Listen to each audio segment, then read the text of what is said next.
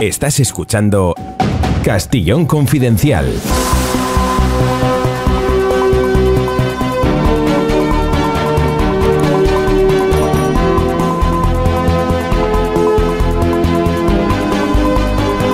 ¿Cómo les va? ¿Cómo empiezan la semana? Espero que bien. Gracias a todos por seguir ahí. Aquí vamos a estar todo el mes de julio y con un especial también el mes de agosto, para que estén bien informados. Están pasando cosas y queremos que estén al día. Gracias a los amigos de Periodista Digital, el Cierre Digital H50, el Catalán, Gran Vía Radio Barcelona, el canal de YouTube para que se suscriban y nuestra información exclusiva que ofrecemos en todas las plataformas. Este programa se emite en todas ellas cada día, pero además hay una información exclusiva solo para suscriptores. Gracias a todos los que hacen posible que esta realidad continúe. Lola nos escribe y dice: ¿cómo me voy a ir de vacaciones con la gasolina y los hoteles al 300% más caras? Estamos pidiendo préstamos endeudados hasta las cejas y además ahora nos viene la subida de interés.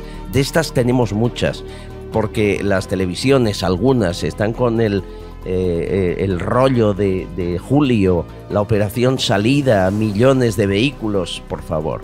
Que la mayoría de españoles no pueden ni pagar el alquiler ni acabar de pagar la hipoteca para pensar en eso. El que tiene suerte de tener familia en una segunda residencia, aunque sea pueblo sin piscina, es afortunado hoy en día. Es muy complicado lo contrario. Bueno, y de la cumbre de la OTAN algunos ecos también, dice Cristian Campos: esta cumbre de la OTAN ha sido un éxito organizativo y de imagen. Madrid no es solo la joya de la corona, sino una metrópolis internacional. Estoy de acuerdo contigo. Hay muchos comentarios que iremos desgranando. Hoy estará por aquí Carlos García Danero, estará Gómez Bule. Tendremos a un padre de Baleares. Ha sido el primer padre valiente que se ha enfrentado y ha llevado a tribunales a Francina Armengol, a la presidenta socialista. ¿Por qué? Porque su hija no puede estudiar en español en España. No, ella vino de Estados Unidos, solo habla español e inglés. Y claro, en Mallorca todo es en catalán, incluidos los exámenes. Lo ha llevado a tribunales y con miedo a que no le señalen y acaben con él. Es tremendo. Estará Paco Marco, Francesc Canals, prepárense. Google Maps nos está espiando. Les contaremos cómo saberlo y cómo evitar un poquito que nos espíe demasiado Google Maps. De todo eso y más en los próximos minutos. Pero antes, lo primero, por cierto, el correo electrónico. No se olviden que queremos estar en contacto, que cualquier cosa que les ocurra nos preocupa, que también pueden ayudarnos, empresas que quieran sufragar este programa, colaborar haciendo publicidad, estando aquí, pues como está Vichy Catalán, El Jardín del Mar, Pide Taxi, Radio Teléfono Taxi, muchos amigos, puede estar su empresa. albertcastillon7@gmail.com y nos ayudan a ser libres, que es de lo que se trata. Datos oficiales. Aquí todo lo que van a escuchar es información veraz. Año 2021, todavía con restricciones, con pandemia, recuerda, con la tercera ola, la cuarta. El ministerio de Irene Montero gastó más dinero de publicidad institucional que el Ministerio de Sanidad. ¿Alguien me lo explica esto? Pablo Cambronero, diputado, ¿me lo explicas? Hola. Hola, muy buenas, Albert, ¿qué tal? Pues sí, te lo puedo explicar. Nos ha llegado a todos los diputados un correo electrónico en el que publican los datos de publicidad institucional del año 2021 que ha hecho el gobierno. Pues bien, yo como me analizo encima, pues empecé a analizar los datos y uno de los datos más llamativos es precisamente el que tú has destacado, que el Ministerio Irene Montero, la igualdad, concretamente todo el erario que se ha gastado en publicidad institucional, lo ha gastado la Secretaría de Estado para la Violencia de Género. Y son 6.704.000 euros, ¿vale? Que uno lo compara casi con el resto 7 de ministerios. millones de euros. Exacto, pero al analizar el de Sanidad vemos que son casi 300.000 euros menos en un año de pandemia en un año además en el que estuvimos gran parte del tiempo encerrados en casa y por lo visto era mucho más importante gastar en campañas para promocionar a Irene Montero que en gastar en la salud de todos. Es un dato llamativísimo y por el que ya he preguntado en el Congreso.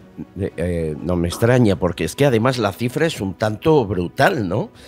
Casi 7 millones de euros en publicidad. Los mal pensados como yo diremos que a lo mejor es para regar a medios afines, para que sigan hablando bien de una misma, porque eso es donde va, ¿no? A prensa, radio, televisión, digitales, internet. Ese es el objetivo de esos 7 millones.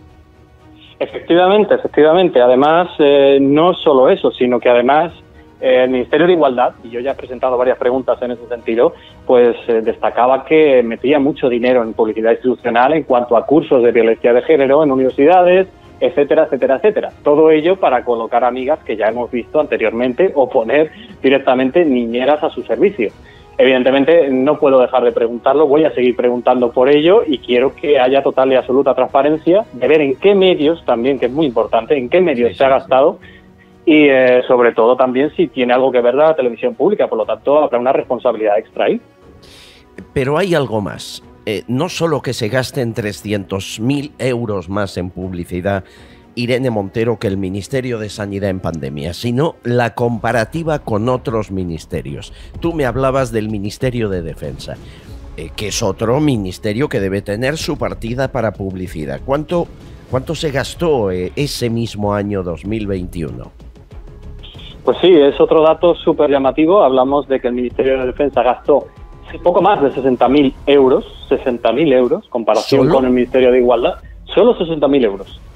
En comparación con el Ministerio de Igualdad, pues todos sabemos, 60.000 euros y 6.700.000 euros. Fíjense cuál es la diferencia. Pero, hablamos de un ministerio además...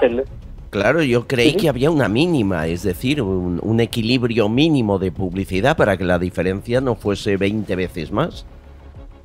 ¿Qué va, Albert? Gastan el dinero como Dios les da a entender. Bueno, Dios, ¿no? Como ellos mismos se dan a entender.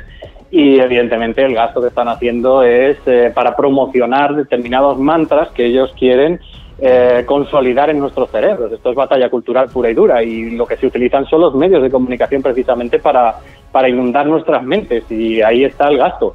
Evidentemente Defensa es un ministerio que encima en pandemia prestó un servicio impagable a los españoles y que además debería ser promocionado porque ya estamos viendo que últimamente el Ministerio de Defensa está siendo protagonista de todos los números y de todos los aumentos presupuestarios.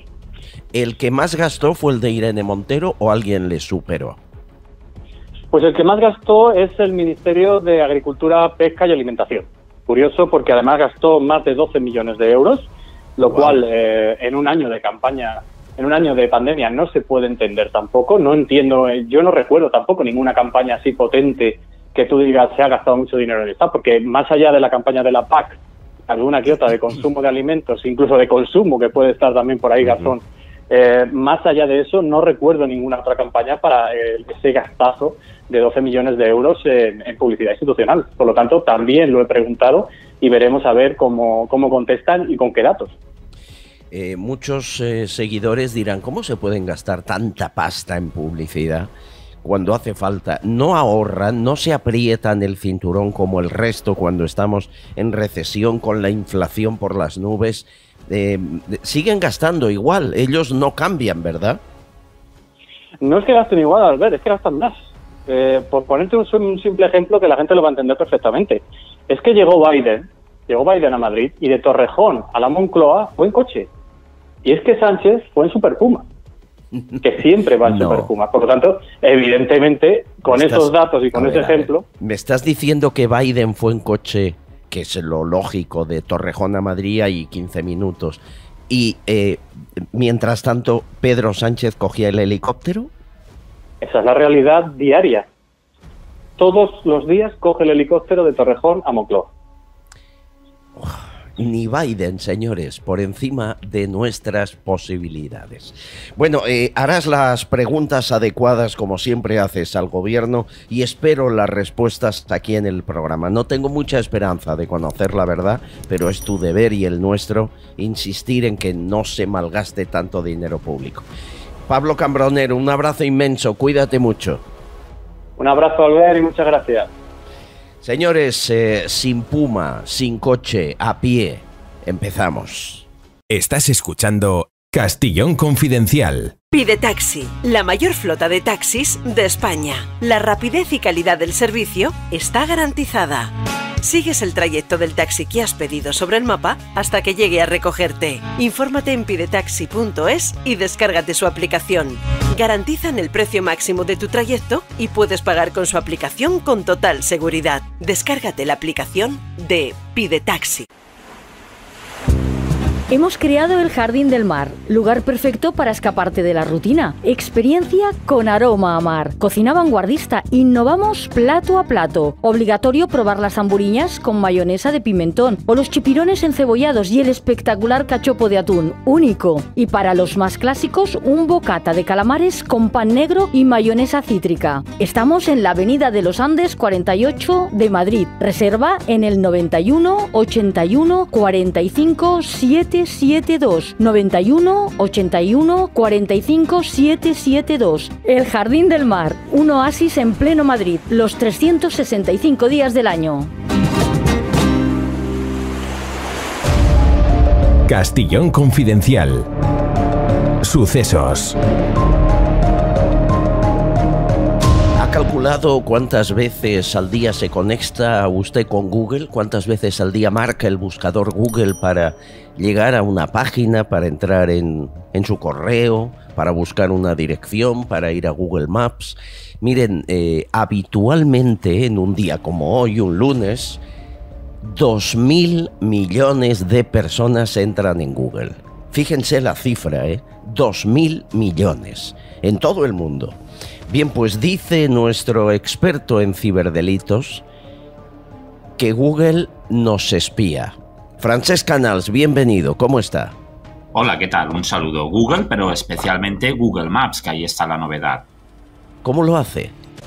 Bueno, lo hace simplemente porque cuando dejamos esos datos no se desvanecen en el ciberespacio, sino que pasan a formar parte de una especie de ficha técnica o repositorio que todo lo sabe y que todo lo ve. Mire, Google Maps se utiliza hoy en día casi para todo. Mire, por ejemplo, en Colombia, sabe que el gobierno tuvo un problema con las FARC, ¿verdad? Con esas guerrillas por el control del territorio. Google Maps fue decisivo porque permitía obtener una monitorización aérea de qué zonas iban ocupando, de qué zonas iban desocupando. ¿Por qué? Porque Google Maps antiguamente escaneaba una vez al año, con lo cual la información no era actual, pero hoy en día Google Maps cada 3, cada 4 días escanea de nuevo la zona, de manera que es una información casi en tiempo real que te permite saber progresivamente qué es lo que va pasando a lo largo de un mes o de una semana en un determinado sitio. Bueno, en Brasil, por ejemplo, Google Maps ya se utiliza también para luchar contra la tala ilegal de árboles o la desforestación en el Amazonia, perseguir a esas mafias, ¿verdad? Que a través de Google Maps, que es una herramienta totalmente doméstica y gratuita,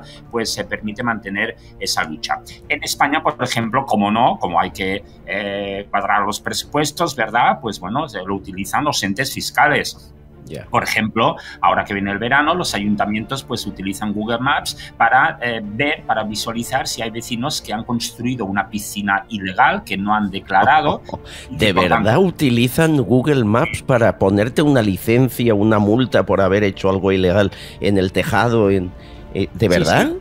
Claro, sí, porque además es una herramienta gratuita que permite obtener una foto aérea del jardín, del huerto, de un espacio que es abierto, pero que quizás está perimetrado o vallado por fuera. Este es un método, pues ahora actualmente muy usado para, diríamos, detectar reformas ilegales, alguien que, pues bueno, que ha puesto un huerto, un jardín sin permiso, que ha talado árboles o que ha puesto simplemente una piscina que no ha declarado. ¿Qué se piensa? Que el impuesto de una piscina vale un dinero al año, ¿eh? Vale un dinero. Bueno, muy interesante también porque Google Maps se utiliza para la resolución también de hechos delictivos, de asesinatos. Por ejemplo, Google Street View, que es ese coche de Google que va por las calles haciendo fotos de todo lo que ve, ¿verdad? Ha captado también numerosos hechos delictivos, robos de bicicletas, alguien que intentaba robar la cartera. No en vano ese ojo curioso del ojo de Google que todo lo ve, también puede en algún momento ir captando asesinatos y muchos rostros que en realidad aparecen, es decir, no todo se escanea tanto como nos habían vendido. Bueno, esa es la parte buena, pero la mala es que me está diciendo que 2.000 millones de personas cada día que entran en Google pueden ser espiadas contra su voluntad. Y totalmente, y no solamente eso. En España, por ejemplo, el Instituto Nacional de Estadística ya utiliza la geolocalización móvil de millones de españoles para hacer un informe de las preferencias de consumo, a qué destinos vacacionales vamos, con qué tiempo de margen buscamos destinos turísticos y por cuáles nos decidimos. Es decir, que ese espionaje masivo pues no solamente es a través de Pegasus y grandes políticos, sino que también lo es a gran escala con el pequeño consumidor, ¿verdad? Hace unos programas, unas cuantas semanas, hablando contigo, me decías que tú también tienes el cartoncito puesto en la cámara del ordenador para evitar que alguien active la cámara de forma remota. Pero ¿qué hacemos? Y me lo pregunta un seguidor, ¿qué hacemos con la cámara del móvil? Porque ahí no puedes poner cartoncito. Poner, pero claro, es un poco engorroso, no es práctico porque claro, no utilizamos mucho más la cámara del móvil, ¿no? Si vas poniendo y quitando pegatinas, pues bueno, pues queda un pastizal, ¿no? Pero es tan fácil activar la cámara del móvil como la del ordenador de forma involuntaria a distancia. Sí, totalmente. El problema es que aunque tapemos el ojo de la cámara del teléfono móvil, pues claro, no estamos exentos de que de alguna manera nos estén espiando. La geolocalización, por ejemplo, del terminal es casi imposible de desactivar porque hay muchas apps que lo controlan. Lo cierto es que efectivamente es muy fácil. El 50% de teléfonos móviles en España son zombies. Quiere decir que tienen virus que permiten monitorizarlos, controlarlos de manera telemática desde el exterior. También o sea, tanto hablar del Pegasus y me estás diciendo el sistema Pegasus que espió a Pedro Sánchez y me estás diciendo que la mitad de teléfonos móviles de España tienen algo parecido al Pegasus. Sí, y además cualquier persona que nos escucha ahora lo puede comprobar simplemente yendo a su cuenta de Google. La mayoría de usuarios tienen una cuenta en Gmail, es frecuente, ¿verdad? Pues van a ver que hay unas opciones que indican dónde he estado. A ver, permíteme que lo voy a hacer. Me voy a mi cuenta de Gmail, ¿de acuerdo? Sí, yo no estoy logueado ahora, pero hay una opción relacionada con la geolocalización que usted puede desactivar, pero que está activada por defecto. Está en la, ya le entiendo, está en la misma cuenta de Gmail, ¿eh? Sí, está en la misma cuenta de Gmail. También puede entrar a través de la herramientas, entiendo, ¿no? En herramientas. Sí.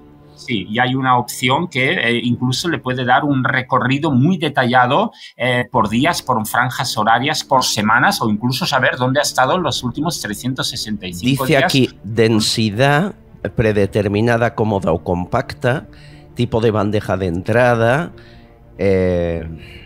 panel de lectura, conversaciones. ¿Dónde debo entrar? Veo todos los ajustes, he abierto el canal de todos los ajustes y efectivamente hay aquí un lugar en el que dice... Ubicaciones. ¿Cómo? El historial de ubicaciones, sí. El historial de ubicaciones. Es verdad que a veces es una opción que puede estar un poco escondida porque, claro, no interesa que el usuario la vea y la desconecte rápidamente, pero le aseguro que tiene una relación muy, muy detallada y muy precisa. Incluso la puede cruzar con fotografías de fachadas que ofrece Google Maps y tener un historial que parece sacado de una auténtica película de James Bond. Lógicamente, todo esto son limited companies, son multinacionales que venden esta información, que la cruzan con empresas de publicidad y que lógicamente también puede ser explotada con fines policiales. ¿Sabía usted que, por ejemplo, hay delincuentes que ya les han detenido, pero no por cometer un delito, sino a posteriori? Es decir, porque buscaron una dirección muy insistentemente en Google Maps y de manera inversa se pudo detectar quién buscó esa dirección y se dio con el paradero. Es decir, Google lo sabe todo, absolutamente todo de nosotros, porque hay unos repositorios, unos data centers que son como naves industriales, hay 35 por todo el mundo que van almacenando esa información y que saben que, por ejemplo, que a lo mejor hoy coge usted un tren y se va a Barcelona o entra en una tienda de golosinas o en un restaurante. Es increíble, sí, historial de ubicaciones y está activado para que no lo sepan, he de ir buscarlo, que no es fácil, y desactivarlo. Es brutal. Nos tienen en sus manos y después dicen que Gmail es gratis. No hay nada gratis. Estamos siendo nosotros el producto que se compra y se vende en estas multinacionales. Otro día hablaremos de dónde va la pasta de Google. ¿Te parece, Canals? Porque mucho impuesto aquí no pagan. Ya hablaremos. Abrazo fuerte, querido amigo. Cuídate mucho. Muy bien, que tengáis un buen día digital. Un poquito de agua de Vichy catalán, que a esta hora es magnífica, y a partir de hoy las temperaturas siguen subiendo y subiendo. Llega ya el verano, parece que para quedarse. No deje de hidratarse. Con el agua de Vichy catalán conseguirá no solo hidratarse perfectamente por dentro, sino mejorar su estado de salud, aportar las sales minerales que el cuerpo pierde con el sudor. También rebaja niveles de colesterol malo. Que no falte en su casa, con sabores, con extractos de fruta o el Vichy catalán de toda la vida. Llévese lo mejor a casa.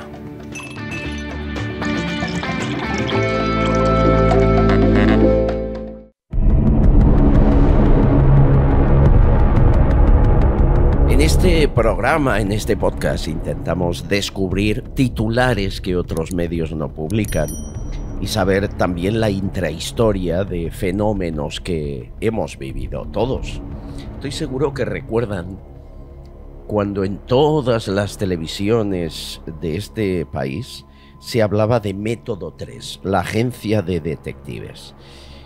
La policía en sus instalaciones en Barcelona, las imágenes de la calle cortada, de los miembros de esa agencia de detectives detenidos, esposados, llevados ante el juez, calabozos.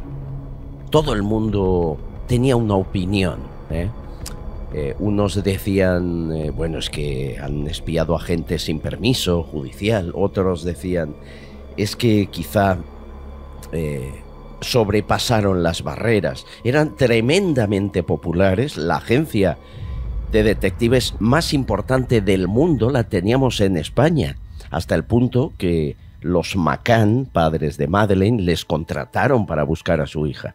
No había persona que no conociese a esta agencia por sus magníficos resultados.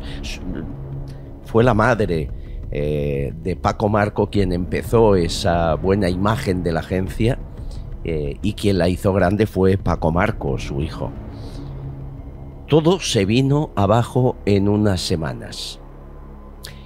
Y eso lo hizo Villarejo. ¿Cómo se intenta destruir la imagen de una empresa y de una familia por intereses políticos?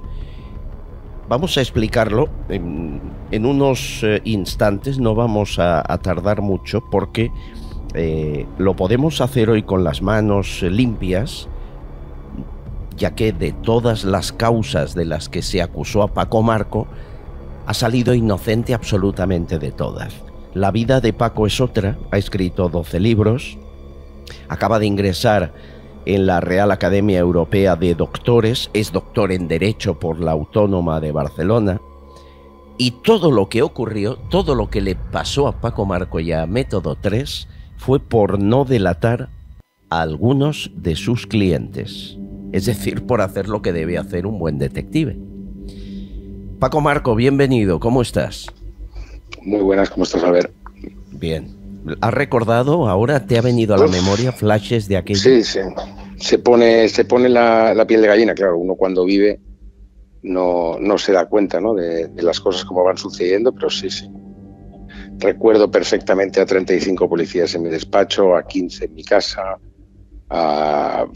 Yo familiarmente, nunca lo he dicho en público, yo recuerdo perfectamente el impacto la asunción de que había un impacto mediático fuera muy importante, porque cuando a mí me pasan de los calabozos policiales a disposición judicial en el juzgado, yo me encuentro a un señor que era yonki, pero yonki de vena, no un tío que estuviese ahí borracho, y cuando me ve vestido con traje me pregunta, ¿tú eres político o eres del detective que todo el mundo habla, ¿no? Y en esos momentos asumí sabes que si ese señor conocía lo que estaba ocurriendo, pues lo podía conocer cualquiera.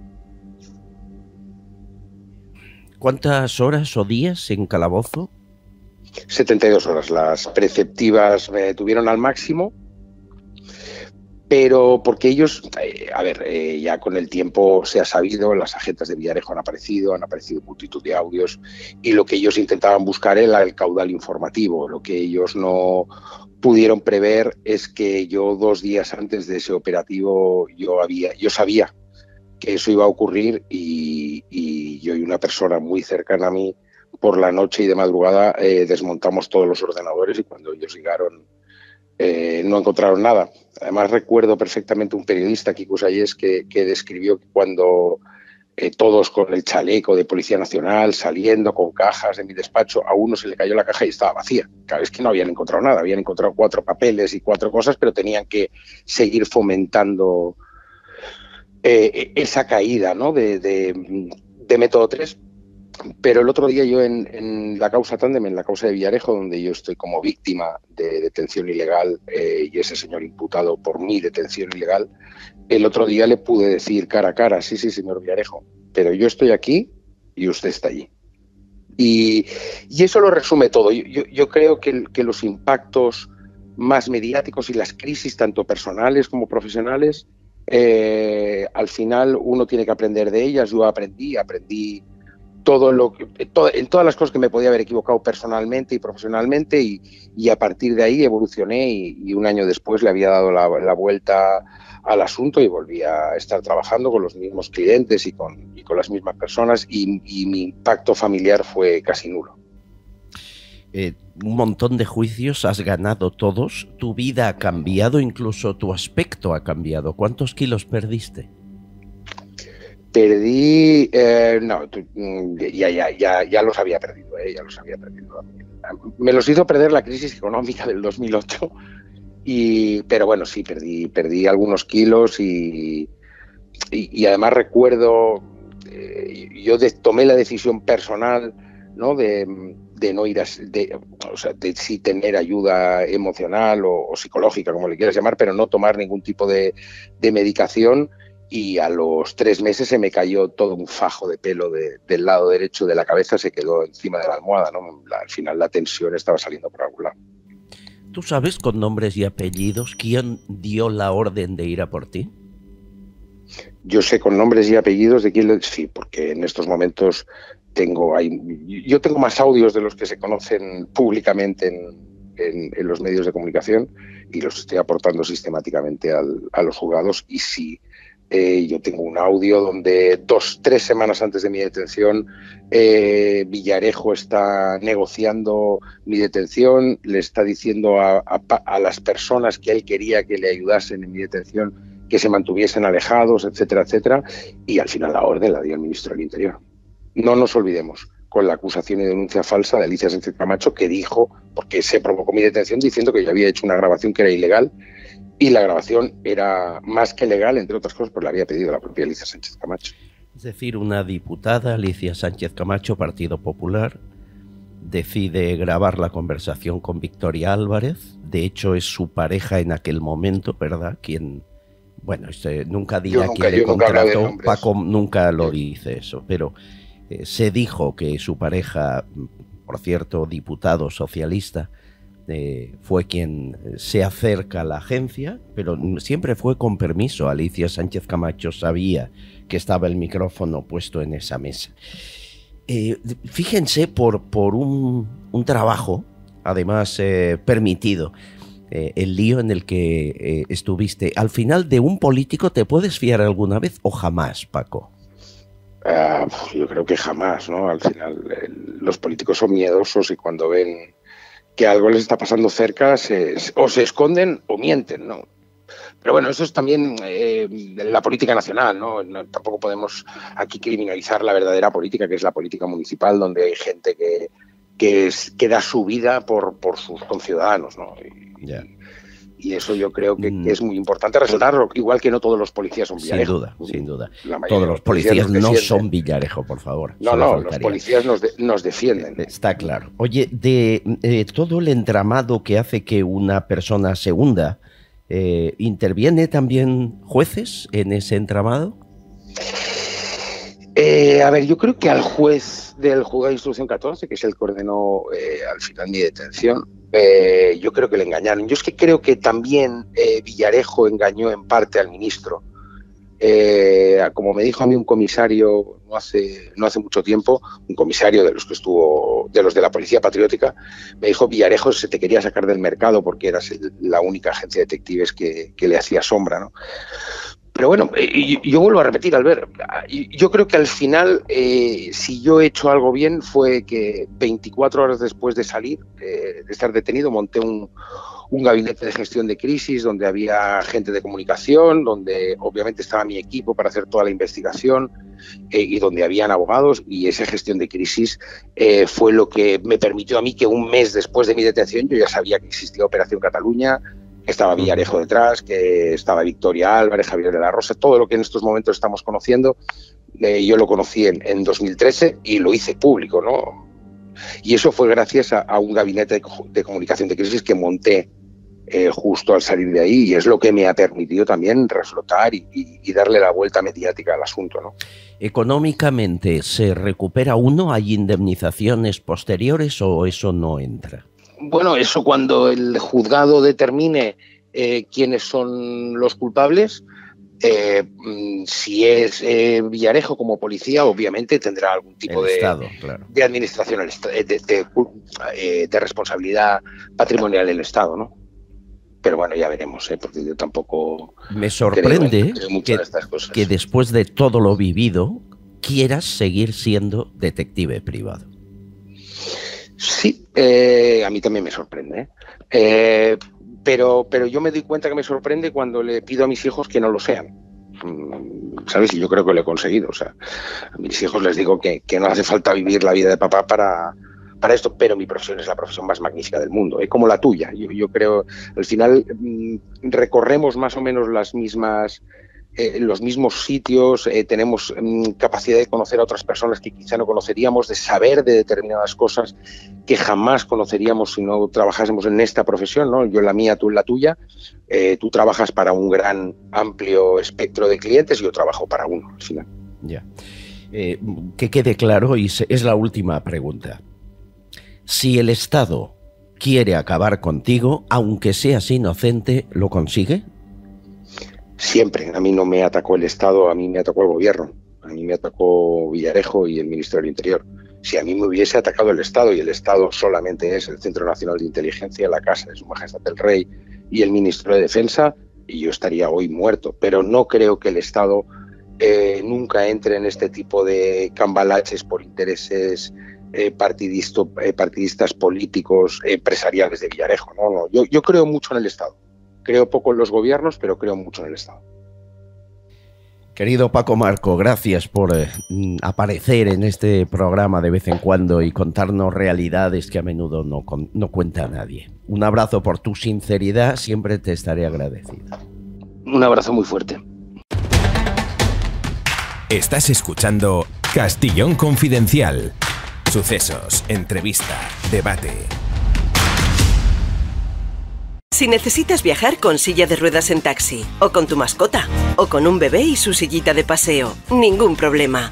Lo pides a la flota de Pide Taxi y te mandarán un taxi especial para ti. Pide Taxi trabaja con las principales emisoras de taxi de tu ciudad, que son propiedad de los taxistas locales, no de multinacionales o fondos de inversión.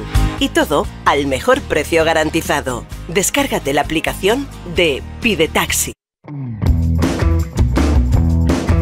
Mensajes que estamos recibiendo a las redes sociales, a las plataformas, sobre lo que la pasada semana comentamos, la posible imputación de Laura Borràs, presidenta del Parlamento de Cataluña, por dar 18 subvenciones a un narcotraficante de droga.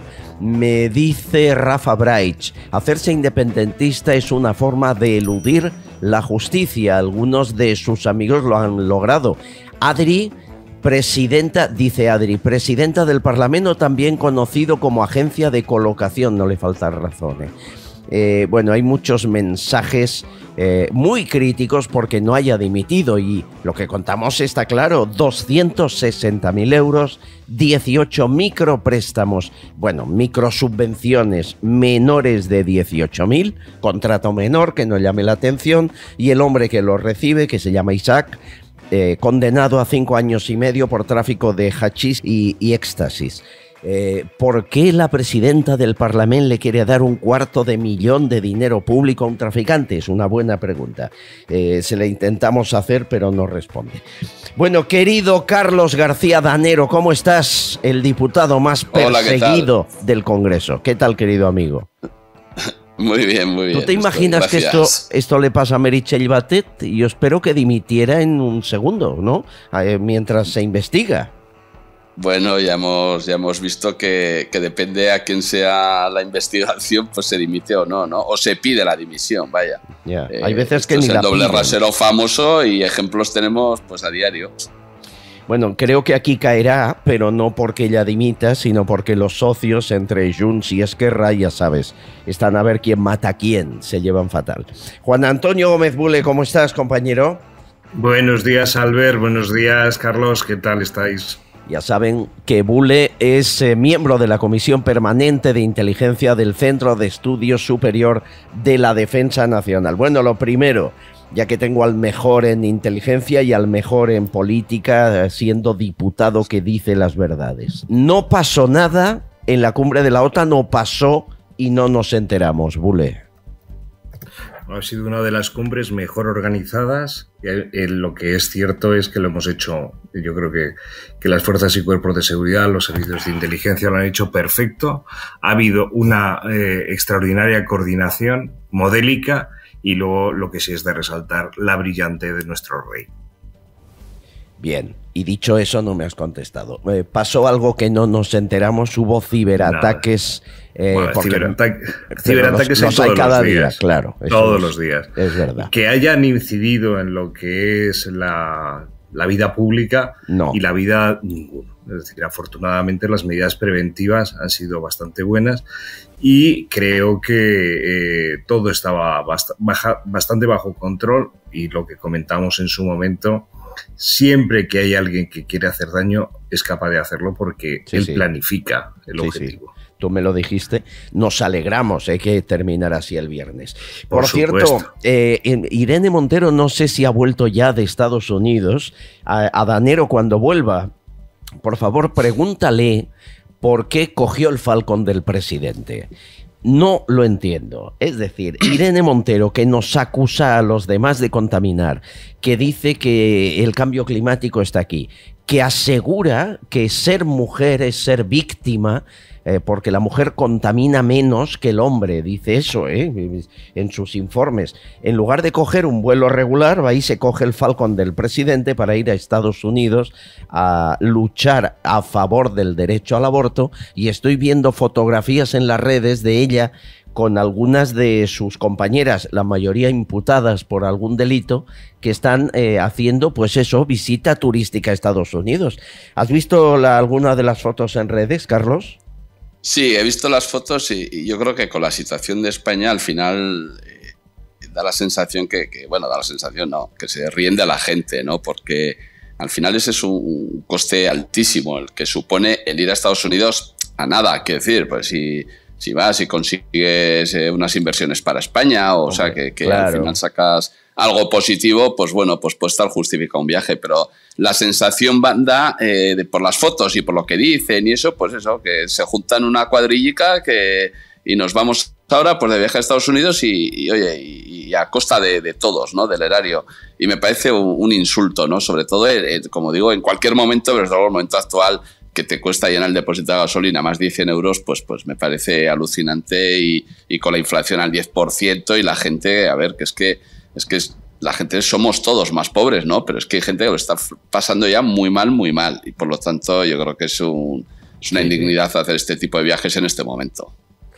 Pues lo es, y además llama la atención. Bueno, hemos empezado y el programa explicando que el ministerio de Irene Montero en el año 2021 se gastó casi 7 millones de euros en publicidad de su ministerio, 300.000 euros más que el Ministerio de Sanidad, que si hay un ministerio que tenía que hacer publicidad era ese, ¿no? Con la pandemia, pues no, Montero hizo mucha más que ellos.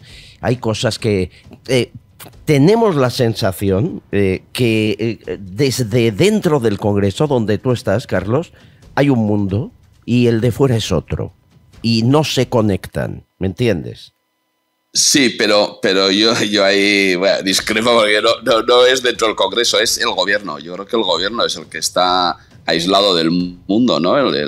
Que son los que no pisan la calle. Yo creo que en el Congreso, pero incluso los del Partido Socialista, los diputados también pisan la calle y es evidente, pero al final, que yo creo que ese es el gran problema que va a tener el gobierno, que ya no puedes engañar a la gente. Es que la gente cuando va a hacer la compra ya le cuesta la compra pues el doble lo que le costaba hace un año y lo que hablábamos antes de la gasolina y ahora las vacaciones. La gente va a salir, porque la gente tiene muchas ganas de salir después de 2 años encerrados y apetece el verano y apetece que vuelvan las fiestas de todos los pueblos y fíjate, nosotros por fin después de 2 años empieza San Fermín y la gente va a salir, pero la gente está asustada porque sabe que el dinero, pues la situación no es buena y que cuando acabe el verano, el espejismo del verano, el palo que nos vamos a llevar en otoño va a ser pues alucinante, ¿no? ¿Y vas a salir? ¿Tú eres de los que corre y esas cosas o no? No, correr. Ahora ya, yo suelo decir que ahora para correr el encierro o eres un Madelman de estos o tú sabes, no. Hay la fuerza física que hay que tener ahora. Bueno, a mí me da un MN1 y me manda ya... Es normal. Estamos con eso para los que saben. Con el diputado Carlos García Danero y nos vamos a ir a Baleares porque hay un hombre con una valentía que me parece digna de aplaudir y que ha hecho algo que es lógico, que es normal, pero miren, el miedo hace que otros no hagan y por eso digo que es un valiente. Hemos creado en algunas comunidades autónomas estados de terror contra el que no sigue la orden de la voz oficial, contra el que discrepa del gobierno autonómico. Porque es verdad, le ponen en el punto de mira, le insultan, tiene problemas laborales. Lo que digo es muy grave. Estados democráticos que actúan como dictadores contra el disidente, ¿eh? Nos vamos a Baleares porque hay un padre de una chica adolescente, está estudiando ella tercero de la ESO en un instituto de Mallorca, y se ha convertido en el primero que reclama ante la justicia enseñanza en español, que ya es triste que en España tengamos familias que han de ir a un juez para que enseñen en español a sus hijos, y tampoco más del 25%, no se crean, ¿eh? Salvador Iglesias, bienvenido, ¿cómo está? Muchas gracias y buenos días por invitarme al programa y lo has definido perfectamente. Es algo tan obvio que cuesta hasta explicarlo. Cuesta hasta explicarlo, pero es cierto. ¿Cuándo se decide usted a dar el paso? Aquí el hecho determinante es la aparición de asociaciones que empiezan a agruparse personas para luchar con una imposición que además de ser injusta es absurda. En mi caso, gracias a Hablamos Español, que es una asociación de carácter nacional y sobre todo muy radicada en comunidades bilingües, como Galicia, País Vasco, Cataluña, Valencia y ahora Baleares, pues da un apoyo que permite actuar contra la administración. Y este apoyo es determinante porque actuar contra la administración en solitario es muy difícil. Incluso muy difícil, económicamente claro. Es difícil, ¿verdad? Efectivamente. En este caso, esta asociación pues cubre todos los gastos y con lo cual pues da muchas facilidades, algo que me extraña que después de 30 años de imposición, pues ahora yo sea el primero. Pero a ver, su hija es una excelente estudiante. Nació en Mallorca, pero hizo primaria en Chicago. Por cierto, que en Chicago podía escoger entre español o inglés. De manera que habla muy bien español y muy bien inglés. Viene a su tierra, que es España, que es Mallorca, y solo le permiten estudiar en catalán al 100%. ¿Cómo está su hija? ¿Cómo lo está pasando? aquí no es extraño que si no dominas la lengua cooficial, pues seas un mallorquín de segunda categoría. Ese es el discurso. Vamos a ver, los niños, como todas las personas, aprenden. Entonces, en un sistema de inmersión, pues tarde o temprano aprende, pero siempre hay una dificultad añadida. O sea, aquí se utiliza el recurso que los niños son esponjas y que los niños aprenden con facilidad el catalán. Pues no es cierto. Los niños, como los adultos, pues tenemos nuestras dificultades. Y mi hija se las encuentra. Y se las encuentra porque yo le ayudo a estudiar. Y nos pasamos más tiempo interpretando la pregunta que resolviendo el problema. Y el paso entre la inmersión lingüística y el adoctrinamiento es corto.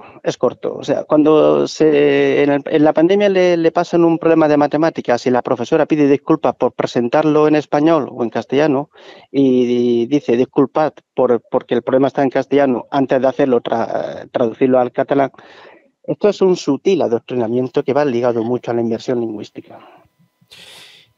En Baleares la mayoría no hablan catalán, la mayoría son castellano parlantes, incluso quizá hay más gente que habla alemán, ¿no? ¿A qué viene esta fórmula del 100%? La estadística de Baleares es el 50% de la población hemos nacido fuera y de ese 50% restante, la mitad también es hijo de personas que han nacido fuera. Aquí la política la controla un sector muy particular que son anexionistas, no son secesionistas. Aquí anexionistas porque buscan la senda de los países catalanes. Y eso que gobierna Francina Armengol, que es socialista, claro, ¿no? Sí, si aquí la culpa no la tienen los partidos nacionalistas o secesionistas o radicales, porque estos partidos a fin de cuentas son claros y nítidos. Aquí el problema lo han generado PP y PSOE. O sea, aquí hemos tenido un niño malcriado, que son los partidos nacionalistas, y unos padres, PP y PSOE, que han generado el problema. Aquí la ley de normalización lingüística la aprobó el Partido Popular, que presumiblemente es un partido nacional. Pero bueno, el propio Feijóo en Galicia también tiene la inmersión lingüística en gallego y partidos que deberían estar defendiendo el principal tesoro que tenemos los españoles, que no es la Alhambra en el Museo del Prado, que es nuestra lengua, nos encontramos desamparados porque no podemos ejercer nuestro derecho a ser educados ni informados en la lengua oficial del Estado. Cualquier administración pública en Baleares, imagino que en Cataluña será peor o igual, toda la documentación la tienen en catalán, excepto las multas. Sí, claro, cuando se trata de cobrar hablan chino, si hace falta. Sí, aquí es todo bilingüismo, sí, pero si vas a cualquier subvención, ayuda o incluso información del COVID para que no te mueras, en catalán, eso sí. Sí, sí. Claro, el que habla catalán debe vivir antes que el que no lo habla. Claro, y esto quien más perjudica es a la clase trabajadora, porque el ascenso social de la clase trabajadora es a través de la educación. Y si la educación del castellano parlante, que suele ser clase trabajadora, se encuentra con este obstáculo, pues está en desventaja con respecto a los catalanoparlantes. Entonces, esta gente que va de tolerante, democrática y tal, si ellos reivindican su derecho a la educación en catalán, ¿por qué me lo privan a mí?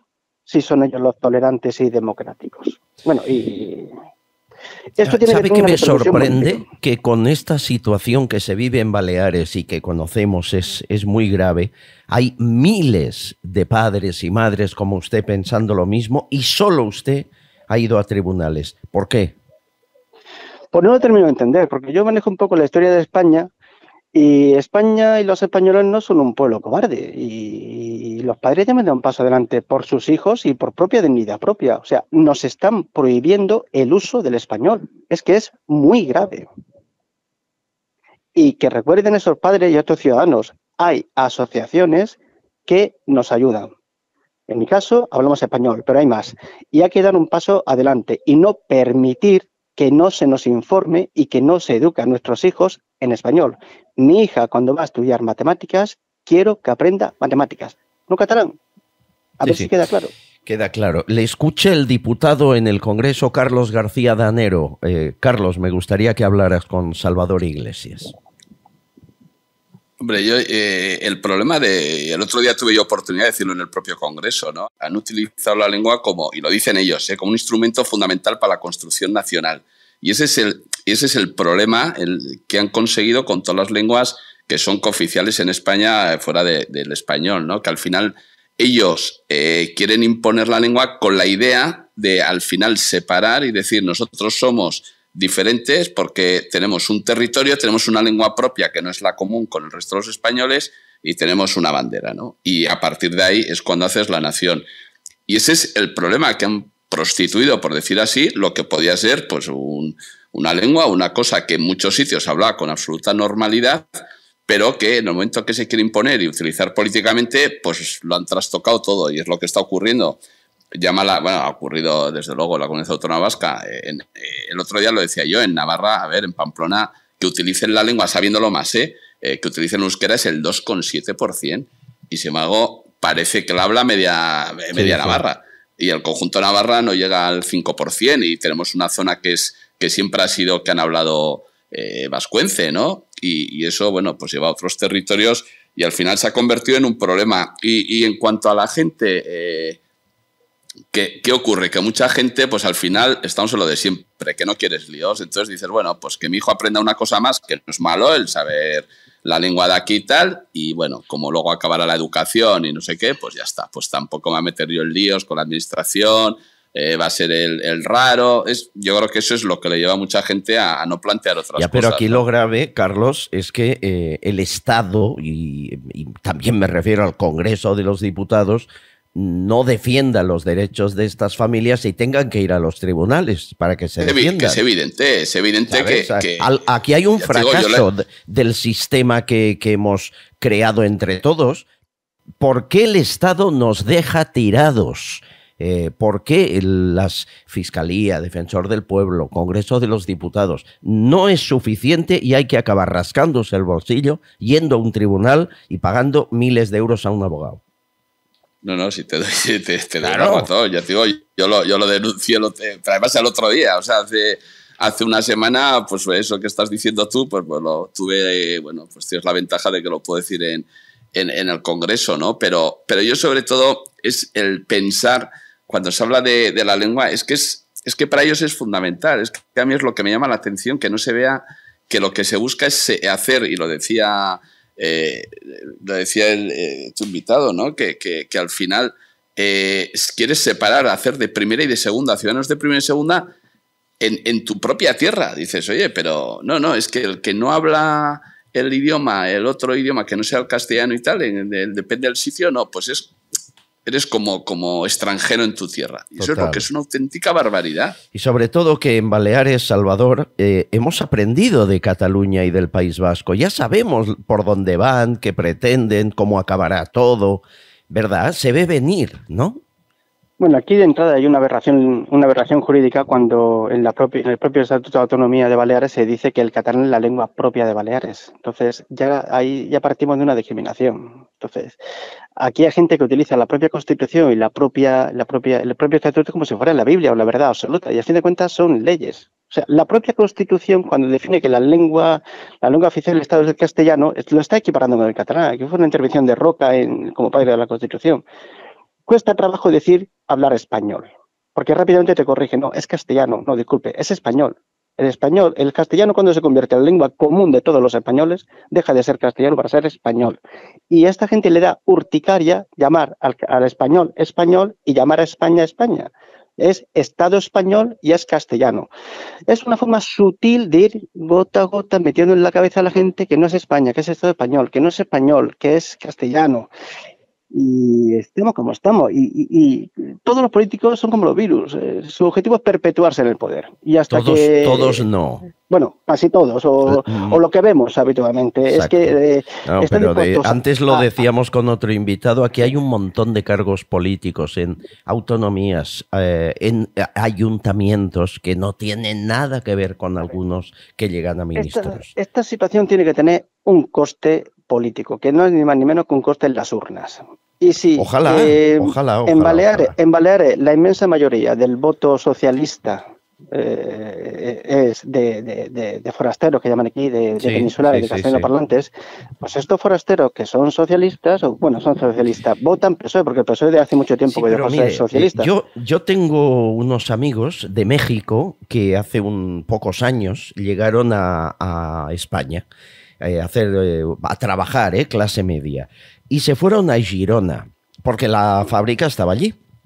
Y claro, el entorno de Girona era todo independentista. Se ponen ya con todos los papeles legales y pueden ir a votar. ¿Y saben a quién me votaron? A Puigdemont. Y cuando yo les digo, ¿pero qué haces votando a Puigdemont? Dicen, hombre, es que aquí todo el mundo lo hace. Es decir, si quieres integrarte en Girona, has de votar a Puigdemont, si no, no te integras en la vida. Claro, aquí pasa igual. Aquí, como no tragues con esto, dicen que no estás integrado, ni que yo estuviera vendiendo drogas por los caminos o asaltando casas. Claro.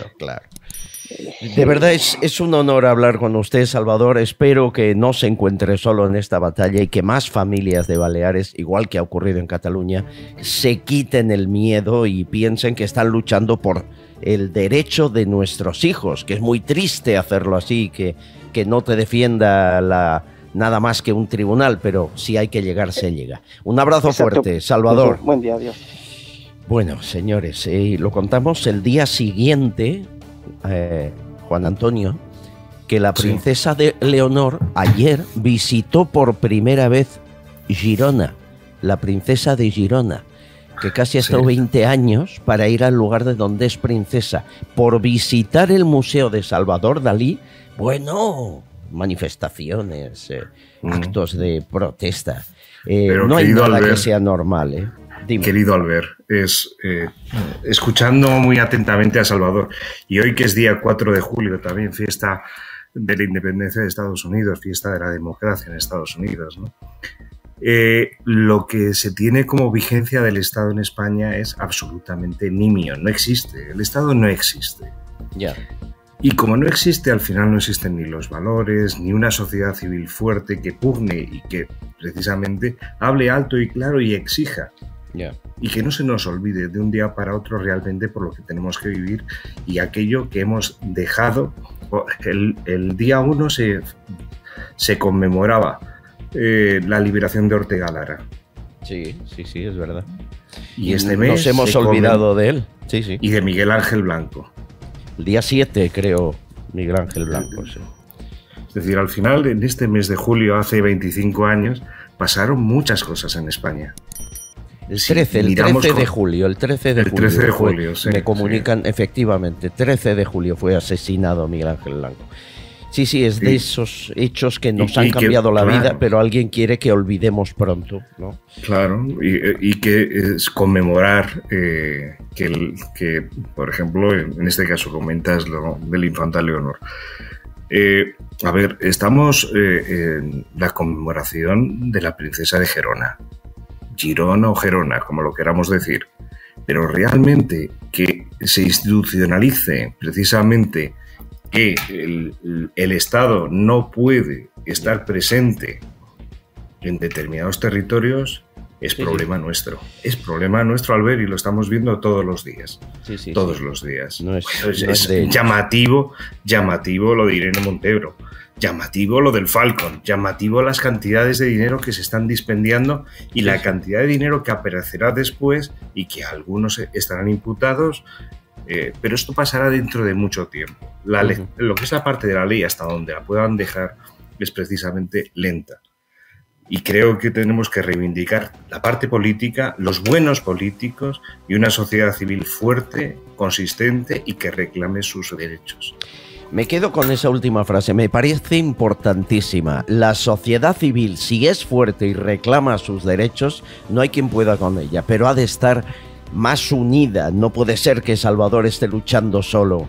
Es vergonzoso o adanero, en tu tierra, que eres... Bueno, la gente por la calle se le abraza como diciendo, mira, el único que nos queda ya, ¿no? El único que nos queda, es verdad, ¿no? Yo lo he visto eso. Carlos, en Madrid también te ocurre, pero te consideran el último mohicano. Es triste. Bueno, gracias a Dios hay gente que sigue defendiendo las cosas. No lo digo por mí, lo digo por más gente, porque si no, apañados estábamos. Pero no, decía, conectando con lo de la presencia de la Casa Real en Cataluña, pero es que hay que acordarse que no en la última entrega, pero en la penúltima entrega de despacho, o sea, de cuando los jueces y tal, fue el ministro del Gobierno de España el que dijo que el rey no iba a Cataluña porque provocaba. Sí, es verdad. Es que lo dijo un ministro del gobierno de España. Es muy cuando se le preguntó, oiga, ¿y por qué no acude el rey a los despachos porque provoca. Sí, jueces y tal? Hijo, es que provoca. ¿Pero cómo provoca? O sea, pero que estás hablando del jefe del Estado. Si el propio gobierno dice que el jefe del Estado provoca por ir a un sitio, pues que claro, es que es todo un disparate. Queridos, es un gusto estar con vosotros. Feliz lunes, feliz San Fermín de aquí unos días, Carlos García Danero. Muchas gracias. Y es un gusto siempre escucharos. Gracias, Bule. Un abrazo. Un abrazo, Albert. Un abrazo. Mañana más. Estás escuchando Castillón Confidencial. Sucesos, entrevista, debate.